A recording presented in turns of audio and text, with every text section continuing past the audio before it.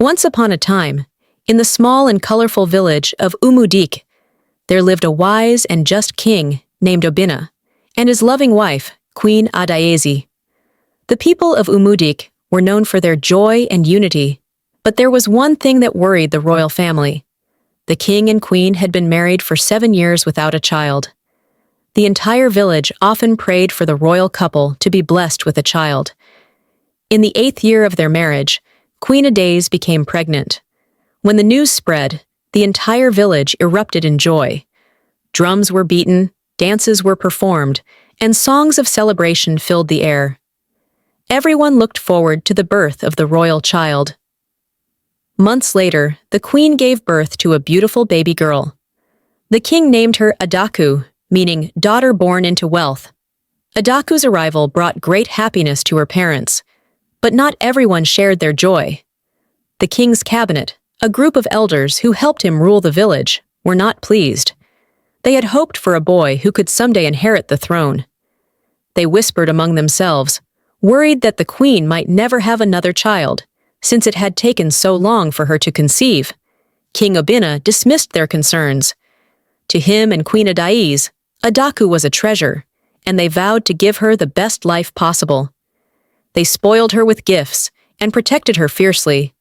Adaku was not allowed to do any chores or play outside with the other children. Her parents wanted to keep her safe from harm. As Adaku grew, the villagers noticed she was never seen playing with the other children. Many wondered why. Some said it was because she was a princess, while others whispered that the royal family had something to hide. The truth came out when Adaku turned 2 years old.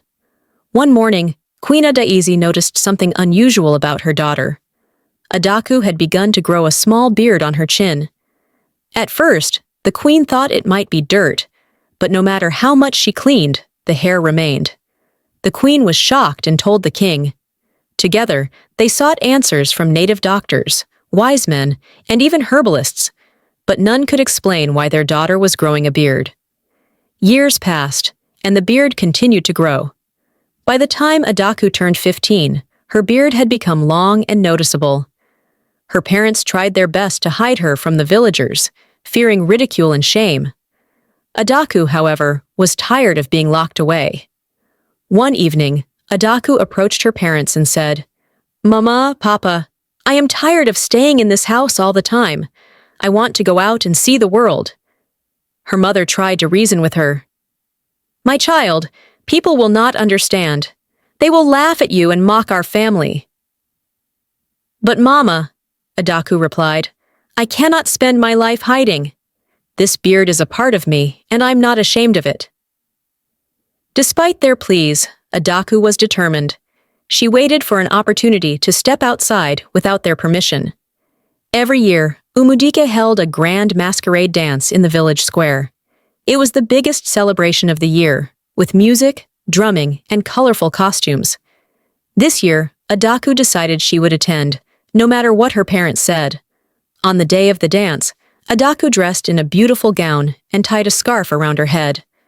Her long beard, however, could not be hidden. As she walked to the square, people turned to look at her. Some gasped, while others whispered among themselves. When she arrived at the square, the drummers stopped playing, and the dancers froze. Suddenly, a child screamed, "A spirit has come to the village!" Many villagers panicked and ran away. Others stayed, watching in shock. Children pointed and laughed at her, while some adults shook their heads disapprovingly. Adaku stood tall and addressed the crowd. "I am not a spirit. I am Adaku, the daughter of King Obina and Queen Adaeze. Yes, I have a beard, but I am no different from any of you. Why should I be ashamed of how I was born?" Her courage stunned the crowd into silence. Slowly, a few brave villagers approached her. One old woman said, "Adaku, you speak with wisdom beyond your years. Perhaps your beard is a gift, not a curse." That evening, Adaku stayed to watch the masquerade dance. Although some people still whispered about her, others began to see her differently. She returned home feeling proud of herself. The next day, the entire village was talking about Adaku. While some mocked her, others admired her bravery. Over time, more people grew curious about her. They wanted to know why she had a beard and how she could walk so confidently despite the ridicule. One day, a traveler passing through the village heard about Adaku and came to see her.